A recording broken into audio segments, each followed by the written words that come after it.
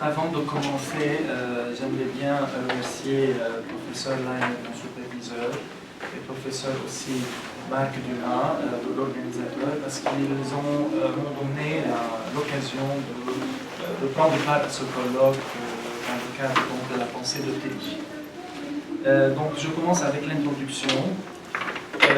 Il est indéniable que l'ambiguïté chez Tillich est l'un des termes clés qui sous-tend toute sa pensée.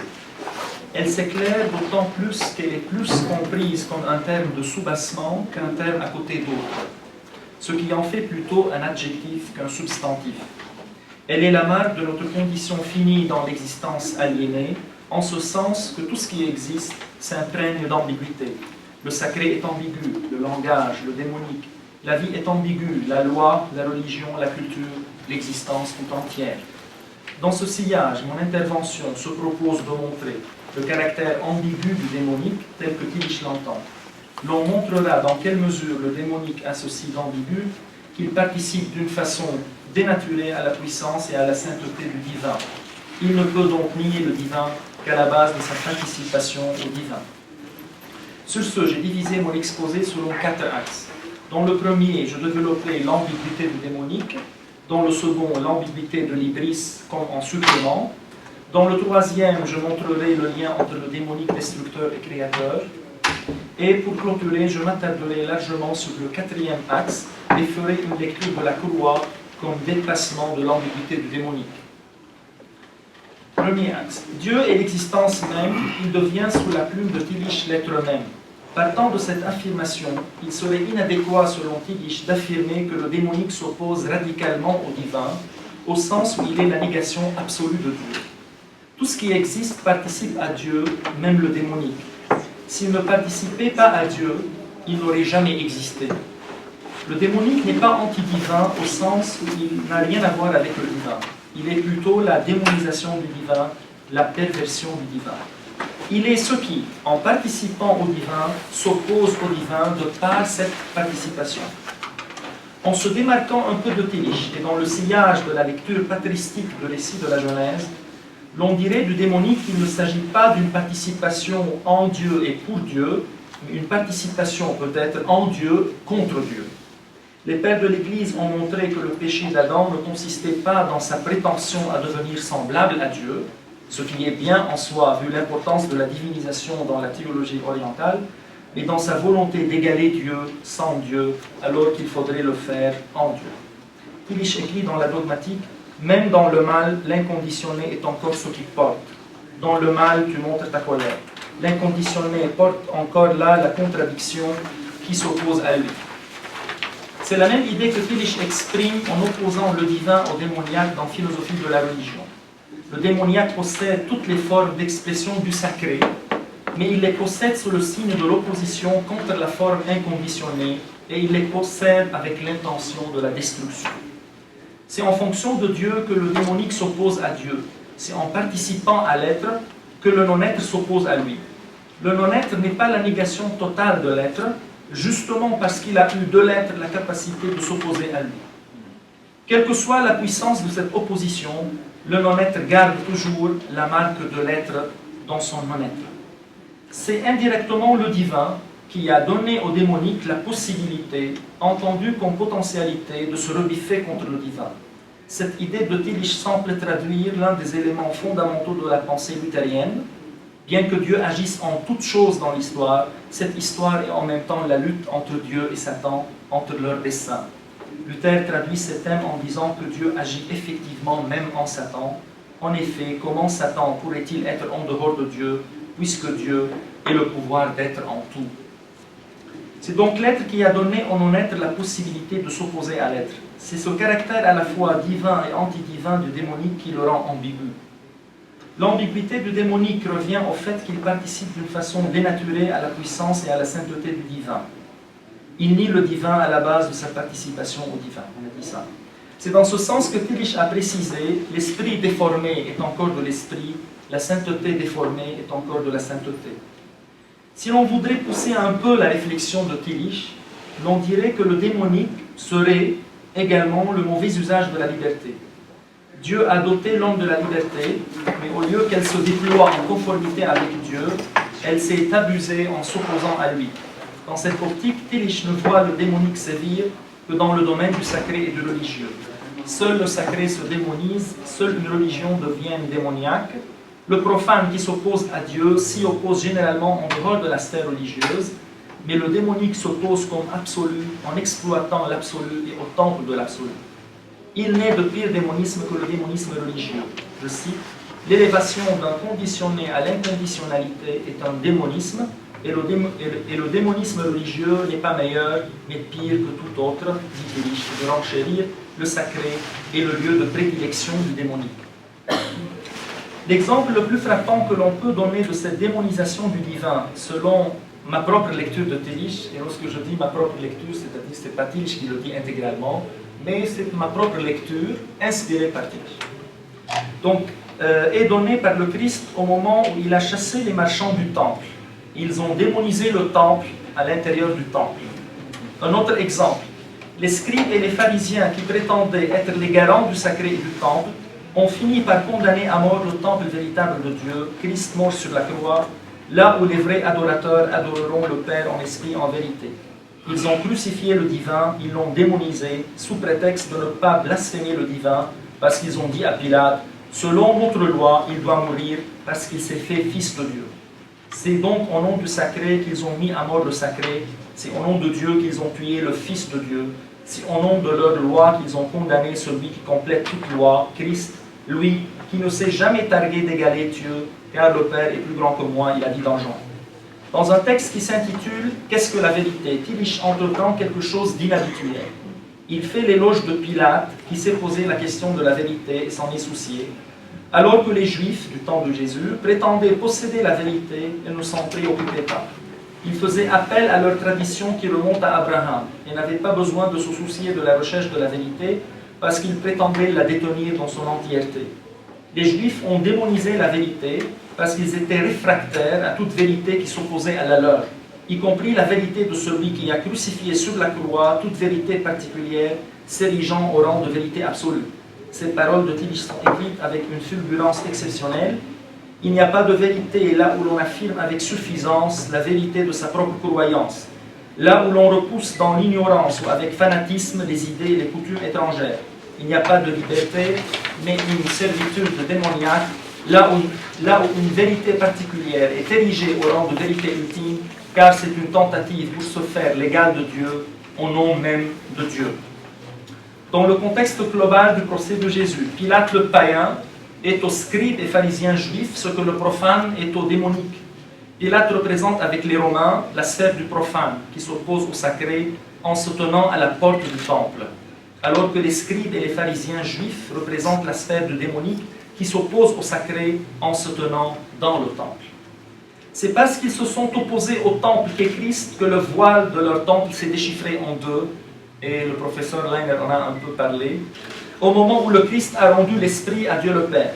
Comparant le temple théonome qu'est Christ avec le temple démonisé des Juifs et profanisé des Romains, Tillich écrit « Le temple déchire son vêtement comme une personne en deuil, parce que celui à qui le temple appartenait plus qu'à quiconque était rejeté et tué par les serviteurs du temple. Parce que celui pour qui tout lieu était un lieu sacré, un lieu où Dieu est présent, a été mis à mort sur la croix au nom du lieu très saint.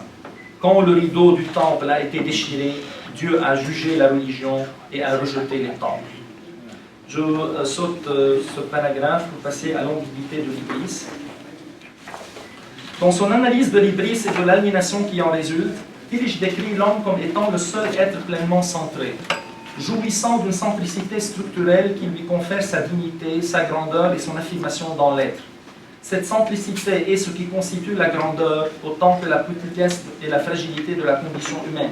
Il est tenté de s'affirmer trop, donc de se faire le centre de lui-même, de s'affirmer infiniment sans prendre conscience de sa finitude. Ces paroles de Tillich montrent le caractère universel d'une telle élévation de soi vers l'absoluité. Tous les hommes ont le désir caché d'être comme Dieu, et ils agissent en conséquence dans leur appréciation et leur affirmation de soi. Concrètement, personne ne veut reconnaître sa finitude, sa faiblesse et ses erreurs, son ignorance et son insécurité, sa solitude et son angoisse. L'infinité potentielle est ce qui donne à l'homme de s'élever au-dessus des limites de son être fini, ce qui le fait tomber dans l'hybris et provoque la colère divine qui le détruit. Dieu détruit toute prétention à l'absoluité. Il réduit en être tout ce qui se fait l'égal de Dieu, tout ce qui se donne l'être, sans se donner et assumer et accepter le non-être. La réponse de Dieu à l'hybris de la prétention humaine se traduit, selon Tillich, par la colère divine qui livre à l'effritement et au déclin toute culture et production humaine prétendant à l'absoluité. Selon notre propre lecture de Tillich, la tentation de l'hybris apparaît clairement au moment où le serpent promet à Ève qu'une fois elle mange de l'arbre défendu, elle deviendra égale à Dieu. Ève était tentée par la centricité complète et indépendante, voulant par là s'affranchir de la centricité de la vie divine. Elle a remplacé la centricité dépendante d'avec Dieu par une centricité indépendante de la centricité divine. L'hybris s'apparente à l'orgueil qui veut trop exister, il veut un surplus d'existence. La simple existence d'Ève ne lui a pas suffi. Elle ne voulait pas être Ève, elle voulait être comme Dieu mais sans Dieu, elle voulait donc un surplus d'être et d'existence. L'hybris est pour Tillich le péché dans sa forme totale. Elle est ce par quoi l'homme se tourne vers son propre soi pour en faire le centre de tout en se détournant du centre divin auquel il appartient.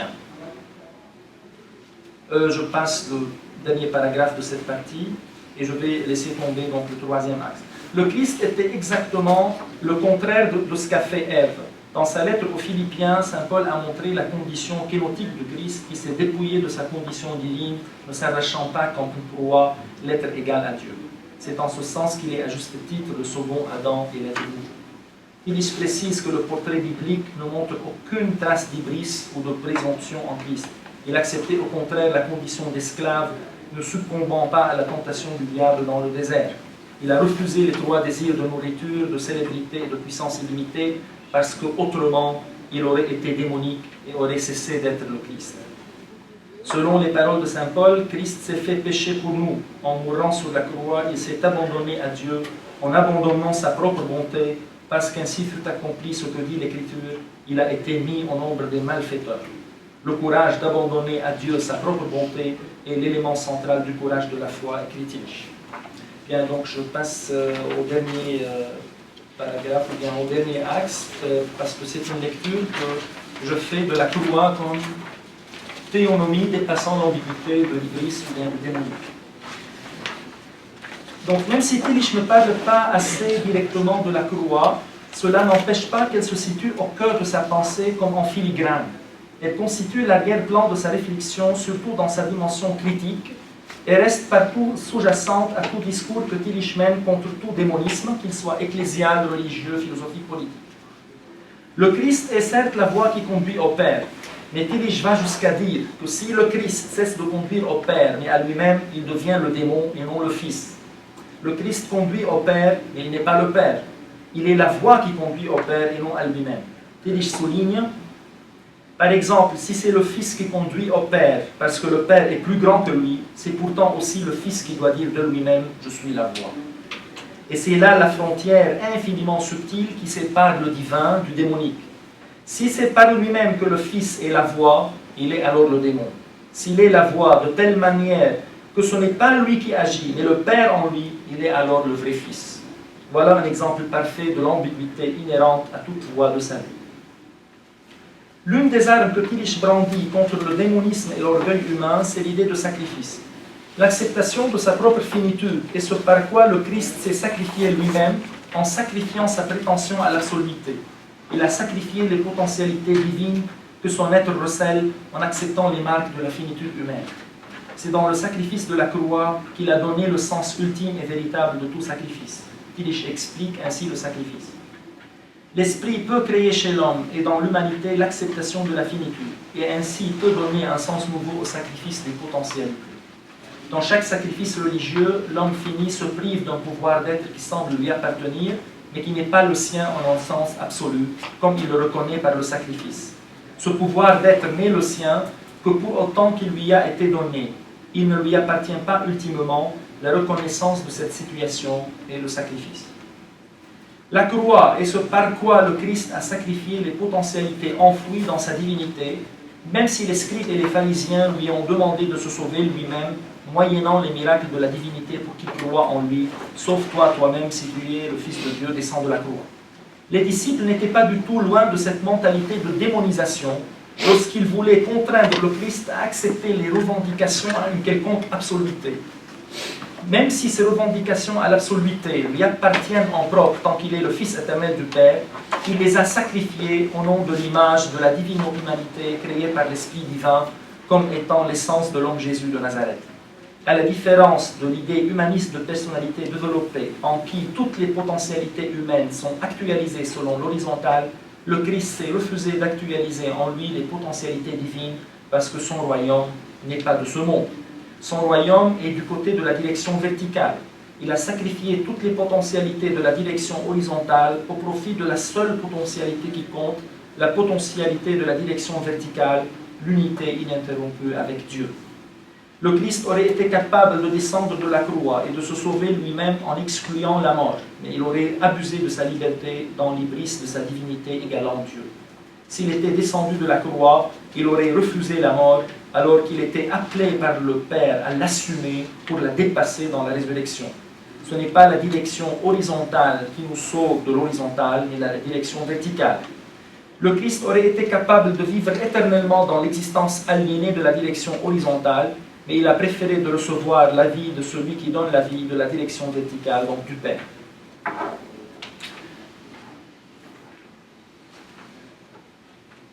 L'on sait que Tillich est profondément conscient qu'en toute chose, il y a un oui et un non, et que la vérité ne peut être exprimée que par un oui et un non simultanés. Oui et non, telle est selon Tillich la loi de toute vie et de toute vérité. Ni oui tout seul, ni non tout seul. Le oui tout seul exprime notre confiance, mais cette confiance sera vite brisée par le nom du vide, le nom du péché et le nom de la mort. Le non tout seul exprime notre désespoir, qui sera vite surmonté par le courage de dire oui en dépit du non. Le oui tout seul est démonique. Il montre l'hybris arrogante de celui qui prétend combattre tout, vaincre tout, surmonter tout au nom de son oui, et non au nom du seul oui qu'est Christ. Le grand oui ne nous appartient pas, notre oui le plus courageux, le plus universel et le plus grand, s'il ne participe pas au grand oui de Christ, il rencontrerait la contestation d'un non brisant notre hybris orgueilleuse. Le Christ est le seul oui réaliste, selon ces paroles de Tillich. Il n'y a qu'une seule réalité qui ne soit pas oui et non, mais oui seulement, Jésus en tant qu'il est le Christ. Pourtant, il se trouve lui aussi, tout d'abord, sous un non, comme tous les êtres humains. C'est le sens de la croix, tel est le sens de la résurrection. Ainsi, le paradoxe de la foi fait que la justification n'inclut pas seulement le oui d'un Dieu qui justifie, mais aussi le non d'un Dieu qui juge. Même le Christ a porté sur lui le jugement de Dieu contre l'hybris démonique. Bien, je voudrais passer un peu, parce que pour le temps qui m'est imparti, je voudrais seulement faire une lecture du sacrement en lien avec la substance catholique et le principe protestant. Parce que ça, c'est une partie qui m'intéresse quand même. Je passe donc à la page 12, le premier paragraphe. Le sacrement, selon Tillich, est toute réalité naturelle, porteuse de la transcendance et qui ne renvoie pas à elle-même, mais à ce qui la dépasse infiniment au-delà d'elle-même. Telle est la finalité de tout sacrement. Le Christ, seul sacrement du Père, comme le dit la théologie catholique, s'est sacrifié en tant que structure naturelle de la grâce incarnée dans le mystère de la croix. La croix du Christ représente le destin de tout sacrement. Le sacrement est crucifié dans le décentrement du crucifié. La croix est le culte rendu au Père et non au Christ. Il est le sacrifice du Fils rendu au Père. Il est le sacrifice du sacrement du Père qui renvoie au-delà de lui-même au Père. L'on comprend pourquoi la croix reste le seul ornement dans les églises protestantes, le seul sacrement, la seule parole, le seul culte, le seul sacrifice antidémonique, le seul sacrifice théonome. Tillich souligne ainsi l'importance focale du symbole de la croix. Faisant contraste avec les symboles anciens et ésotériques, la croix demeure naturellement le plus puissant et le plus chargé de sens parmi les symboles de l'Église chrétienne. La plupart des communautés protestantes choisiront d'inclure cet objet sacré, même quand elles auront éliminé tout autre type de substance catholique. Selon notre propre lecture de Tillich, la croix est le symbole qui fait coïncider la tendance sacramentelle sacrificielle du catholicisme et la tendance prophétique critique du protestantisme. En Christ, l'image du prêtre et celle du prophète coïncident. Le crucifié n'est prophète jugeant que parce qu'il s'est jugé comme prêtre sacrifié. Il s'est jugé sacrificiellement pour juger prophétiquement. La croix a ceci de théonomique que le crucifié s'est nié et sacrifié en se plaçant sous le nom du jugement prophétique. Celui qui renonce à soi dans le sacrifice se juge et se critique pour s'effacer devant l'inconditionné. C'est en cela que consiste l'union du catholicisme et du protestantisme, que le prêtre appelle le prophète et le prophète appelle le prêtre, sans que le prophète juge les autres sans se juger et sans que le prêtre sacrifie les autres sans se sacrifier. L'union avec l'inconditionné, Tillich la trouve dans l'acte du sacrifice qu'il considère comme le symbole du cultuel central. Le crucifié s'est abandonné comme conditionné à l'inconditionné, tout en étant lui-même inconditionné, et c'est dans le symbole de la croix, entendu comme renonciation à soi, que l'union avec l'inconditionné est présupposée. Marc Michel cite dans ce sens une très belle phrase de Tillich dans sa thèse sur Schelling, Mystik und Schuldbewusstsein in Schellings philosophischer Entwicklung. La communauté avec Dieu n'est possible que si Dieu devient lui-même personnalité individuelle. La solution de cette opposition la plus haute est la croix du Christ, en ce sens que la volonté d'être soi est haussée à la volonté de puissance absolue divine de se sacrifier soi-même et de se relever. Je conclus. Mais j'aimerais bien avant citer Tillich en ça. Le protestantisme doit vivre dans la tension du sacramentel et du prophétique, du constructif et du correctif. Leur unité, comme symbole et comme réalité, c'est-à-dire même Tillich trouve dans le symbole de la croix ce symbole qui fait l'union entre le catholicisme et le protestantisme, et on sait que le protestantisme se sert de correctif au catholicisme, le catholicisme se sert de constructif au protestantisme. Donc leur unité comme symbole et comme réalité nous semble donnée dans le Nouveau Testament dans l'image du Christ crucifié. Donc il insiste, Christ crucifié. Là, la plus haute possibilité religieuse humaine est manifeste et sacrifiée en même temps. Je conclue. L'on sait que Tillich s'est toujours défini lui-même comme penseur des frontières. Selon notre propre interprétation de Tillich, par le se faire humain, le Christ s'est situé déjà à la frontière entre l'humanité et la divinité, entre le fini et l'infini sur la croix. Le crucifié est cette frontière, une frontière spatiale comme une frontière temporelle. La croix se situe aussi bien à la frontière spatiale entre le ciel et la terre, entre l'homme et Dieu, entre l'essence et l'existence, qu'à la frontière temporelle entre le passé et le futur, dans le kairos de l'histoire. Tenant la main gauche du passé, tenant la main droite du futur, le crucifié dont les mains étaient tendues à droite et à gauche était et est toujours au milieu le main tenant de Dieu. La croix est le milieu divin par excellence, paraphrasant Teilhard de Chardin. La croix est au milieu de l'espace dans la direction verticale séparant la terre du ciel et au milieu du temps dans la direction horizontale séparant le passé du futur. Sur la croix, le Christ s'est situé à la frontière angoissante, éloigné de la terre parce qu'accroché au-dessus. Le crucifié est au-dessus de la terre, tant au sens littéral qu'au sens figuré. Il la regarde et la juge d'en haut. Au moment de la crucifixion, la terre tout entière a été jugée au Golgotha. Tillich montre que sur la croix, le Christ a enduré l'angoisse d'être détaché du sol maternel de la terre, lieu et espace de la sécurité sédentaire de l'être. Tillich a inversé les rôles.